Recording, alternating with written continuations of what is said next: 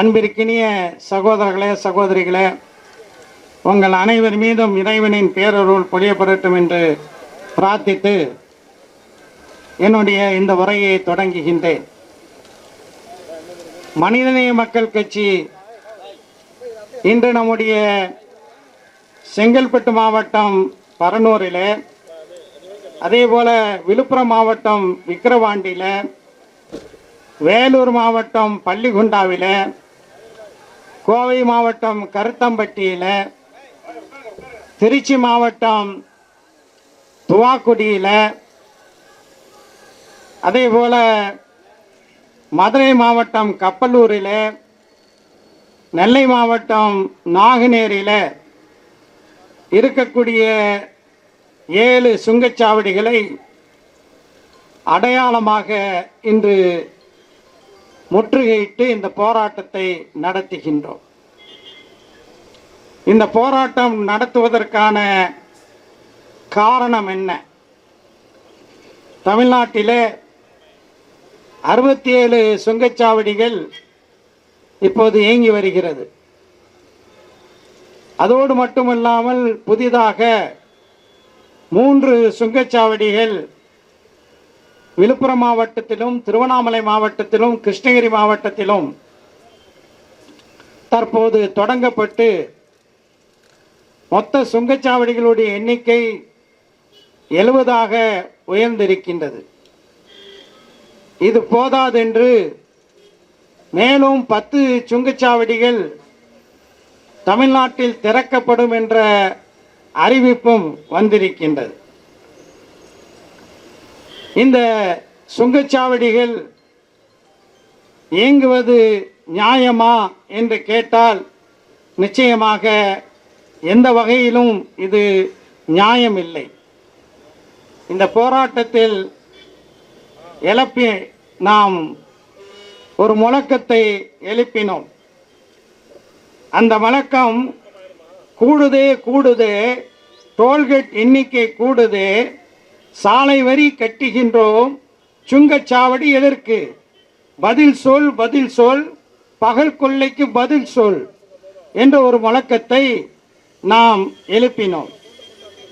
தமிழ்நாட்டிலிருந்து ஆண்டு ஒன்றுக்கு இந்த சுங்கச்சாவடிகள் மூலமாக 18,000 கோடி ரூபாய் வசூல் செய்யப்படுகிறது.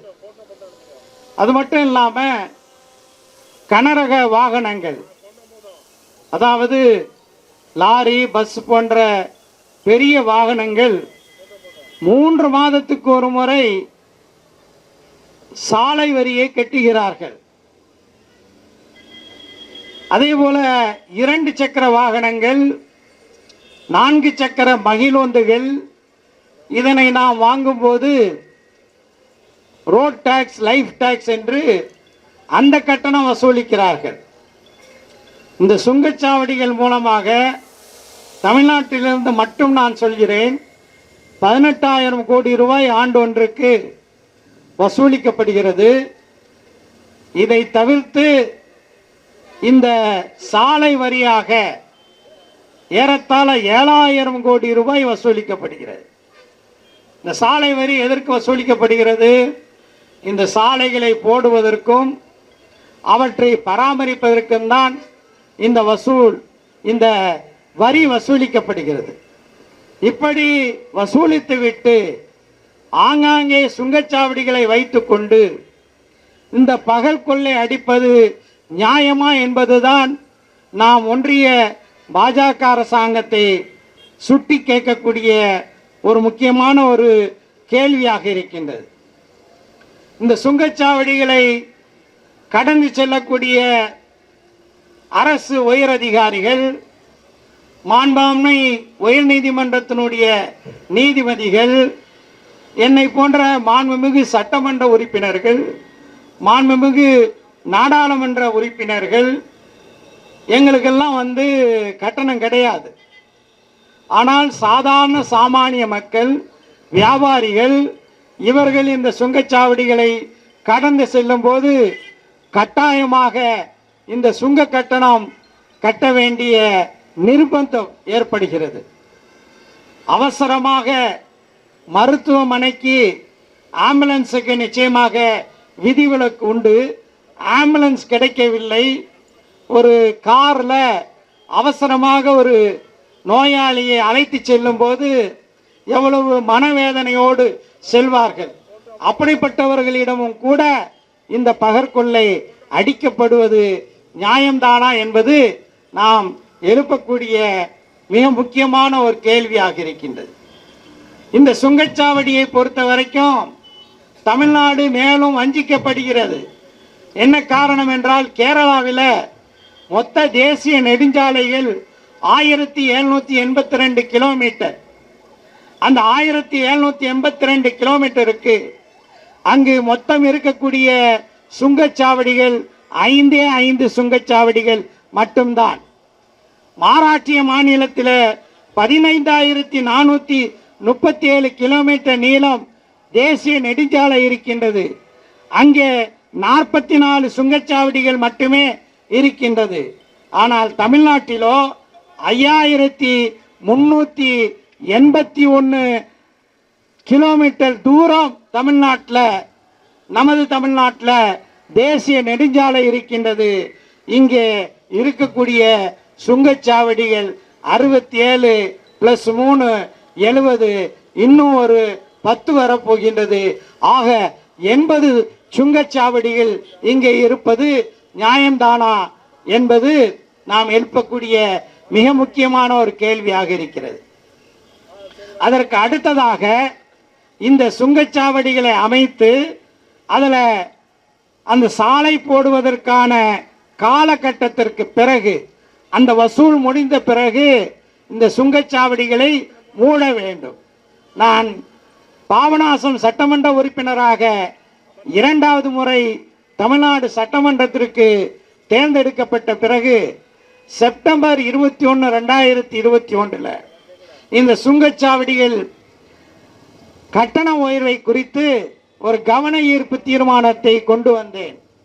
என்னுடைய கவன ஈர்ப்பு தீர்மானத்திற்கு நான் அப்போது சொன்னேன், வட்டிக்காரனை விட மிக மோசமாக இந்த சுங்கச்சாவடிகளில கட்டண கொள்ளை நடைபெறுகிறது என்று. நான் கந்து வெட்டிக்காரனை விட சுங்கச்சாவடி மோசமானது என்று சட்டமன்றத்தில் இந்த தீர்மானத்தை, கவன ஈர்ப்பு தீர்மானத்தை முன்மொழிந்து பேசும்போது சொன்னேன்.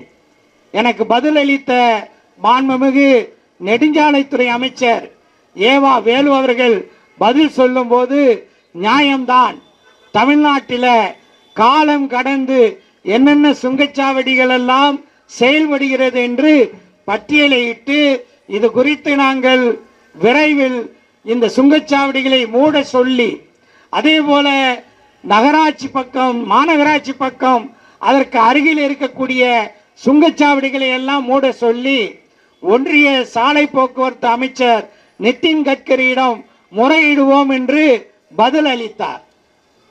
ஆனால் நிதின் கட்கரியே நம்முடைய அமைச்சர் ஏவா வேலு அவர்கள் சந்தித்தார், வலியுறுத்தினார். அதற்கு பிறகு தொடர்ந்து கடிதங்களும் எழுதினார் என்பது உண்மை, மறுப்பதற்கு இல்லை. ஒரு வாரத்துக்கு முன்பு நம்முடைய நெடுஞ்சாலைத்துறை அமைச்சர் ஏவா வேலு அவர்கள் திருநெல்வேலியில பேட்டி அளிக்கும் போது சொன்னார், தமிழ்நாட்டில் உள்ள சுங்கச்சாவடிகளில 30 சுங்கச்சாவடிகள் காலாவதி ஆகிவிட்டது என்று சொன்னார். இந்த காலாவதியான சுங்கச்சாவடிகளை மூடுவதற்கு கடிதம் எழுதுகிறோம் என்று சொன்னார். நாங்கள் சொல்கிறோம், கடிதம் எழுதுவது மட்டும் போதாது. இந்த சுங்கச்சாவடிகளை இன்றைக்கு எப்படி மனிதநேய மக்கள் கட்சி முற்றுகையிட்டு இருக்கிறதோ, அதே போல தமிழ்நாட்டை ஆளக்கூடிய திராவிட முன்னேற்ற கழகமும் அனைத்து கட்சிகளும் அன்றாடம் தமிழ்நாடு முழுவதும் இந்த சுங்கச்சாவடிகளை, காலாவதியான சுங்கச்சாவடிகளை தொடர்ச்சியாக முற்றுகையிட்டு அவற்றுக்கு மூடு விழா காணும் வரை தொடர்ந்து பாடுபட வேண்டும் என்பதுதான் எங்களுடைய கோரிக்கையாக இருக்கிறது. அந்த பெரிய அரசியல் கட்சிகளுக்கு, ஆளுங்கட்சிகளுக்கெல்லாம் எடுத்துக்காட்டாக தான் சுங்கச்சாவடி விலை உயர்வு நடக்கும் போது ஆண்டுக்கு 2 முறை, ஏப்ரல்ல ஒரு வாட்டி உயர்த்துவாங்க, அப்புறம் செப்டம்பர்ல ஒரு வாட்டி உயர்த்துவார்கள். அப்போதெல்லாம் கட்சி தலைவர்கள் இதை கண்டித்து அறிக்கை விடுவார்கள்.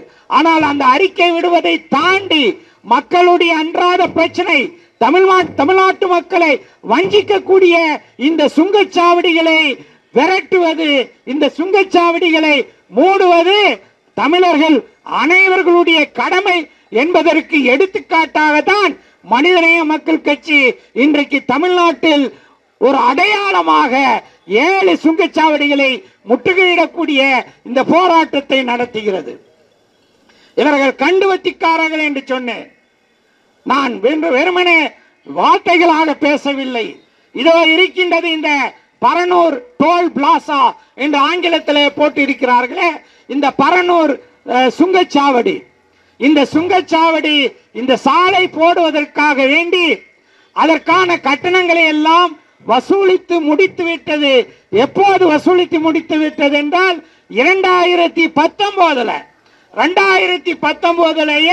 இந்த சுங்கச்சாவடியை இழுத்து மூடி இருக்க வேண்டும். நான் சொல்லலங்க, நாடாளுமன்றத்தில் இந்திய தலைமை கணக்காயர், controller and auditor general, accountant general of India, CAG, அவர் ஒரு அறிக்கை வெளியிட்டு இருக்கிறார். அந்த அறிக்கையில என்ன சொல்றாருன்னா, இந்த பரனூர் சுங்கச்சாவடி அடித்த பரக்கொள்ளை சிஏஜியினுடைய அறிக்கையில சொல்லப்பட்டு இருக்கிறது. 4 வழி பாதையாக இருந்த இந்த சுங்கச்சாவடி, இந்த சாலை 8 வழி சாலையாக அகலப்படுத்துகிறது. 8 வழி சாலையாக அகலப்படுத்தும் போது கட்டணம் 75 விழுக்காடு குறைய வேண்டும். ஆனால் 75 விழுக்காடு குறையவில்லை. இந்த பரனூர் சுங்கச்சாவடி மட்டும் அடித்த கொள்ளை ஜவாஹிருல்லா சொல்லவில்லை, மனிதநேய மக்கள் கட்சி சொல்லவில்லை, இந்தியாவினுடைய தலைமை கணக்காயர் சொல்கிறார். அடித்த கொள்ளை 302 கோடி ரூபாய் என்று சொல்கிறார். மக்களுடைய படம், சாதாரண சாமானிய ஏழை விவசாய தொழில் வியாபார மக்கள், தொழிலாளர் மக்களுடைய படம். அது மட்டுமல்ல, இந்த NHAI என்று சொல்லக்கூடிய தேசிய நெடுஞ்சாலை ஆணையத்தினுடைய விதிமுறைகள் என்ன சொல்கிறது? 1956க்கு முன்னால் கட்டப்பட்ட பாலத்திற்கு அந்த பாலம் இந்த பாதையில இருக்குமையானால் அதற்கு சுங்க வசூல் செய்யக்கூடாது என்று NHAI என்னுடைய விதிமுறை சொல்கிறது. இந்த பரனூர் சுங்கச்சாலை ஒரு கண்டுவட்டிக்காரன் என்று ஏன் சொல்கிறேன் என்றால், நான் சொல்லவில்லை, சிஏஜியே தன்னுடைய அறிக்கையில சொல்கிறார். என்ன சொல்கிறார் என்றால், இந்த சாலையில இந்த கட்டணம் கட்டுறோம்ல, இந்த சாலையில செல்லும் போது ஒரு பாலம் இருக்கின்றது. அந்த பாலம் 1980 கட்டப்பட்டதல்ல, 1960 கட்டப்பட்டதல்ல, 2020 கட்டப்பட்டதல்ல, அல்லது 2010 கட்டப்பட்டதல்ல. அந்த பாலம் கட்டப்பட்டது 1954. நானும் இங்க இருக்கக்கூடிய அதிகமான மக்களும் பிறக்கிறதுக்கு முன்னாடி கட்டப்பட்ட பாலம். அந்த பாலத்துக்கு இந்த பாவி பரனூர் சுங்கச்சாவடி கட்டணம் வசூல் செய்து பகல் கொள்ளை அடித்திருக்கின்றது என்று மீண்டும் சொல்கிறேன். இது ஜவாஹிருல்லாவுடைய கருத்து அல்ல, இந்திய தலைமை கணக்காயரனுடைய கருத்து. எனவேதான் நாம் முழங்குகிறோம், இந்த சுங்கச்சாவடிகள் மூடப்பட வேண்டும் என்று மீண்டும் மீண்டும் நாம் சொல்கின்றோம்.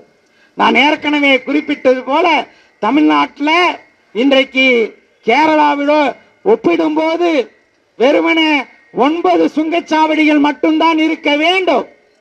ஆனால் 9க்கு பதிலாக 80 சுங்கச்சாவடிகள் இருப்பதை நாம் கண்டிக்கின்றோம். நம்முடைய கோரிக்கைகள் என்ன? காலாவதியான இந்த சுங்கச்சாவடிகள் அனைத்தும் உடனடியாக இழுத்து மூடப்பட வேண்டும். இந்த சுங்கச்சாவடிகள் ஆண்டுக்கு 2 முறை கட்டண உயர்வு என்று மக்களை கொள்ளையடிக்கக்கூடிய அந்த முறை கைவிடப்பட வேண்டும். சாலை போடுவதற்கான பணம் வசூல் செய்யப்பட்டு விட்டதா, அதோடு அந்த சுங்கச்சாவடியை மூடக்கூடிய ஒரு நிலை ஏற்பட வேண்டும். இன்றைக்கு மோடி அரசு நேற்றைய தினம் புதிதாக ஒரு அறிவிப்பை வெளியிட்டிருக்கின்றது. அது என்ன அறிவிப்பு தெரியுமா? இனிமே சுங்கச்சாவடியை நாம் கடந்து செல்லும் போது இந்த ஃபாஸ்ட் டேக்னு ஒன்று வாங்குறோம் பார்த்தீங்களா, அது தேவையில்லையா? உடனே மகிழ்ச்சி அடையாதீங்க. புதுசா வர்ற கார்ல global navigation location system GNLS அப்படின்னு ஒரு கருவி புதிதாக தயாரிக்கப்படக்கூடிய எல்லா கார்லையும் கட்டாயமாக பொருத்துவார்களாம்.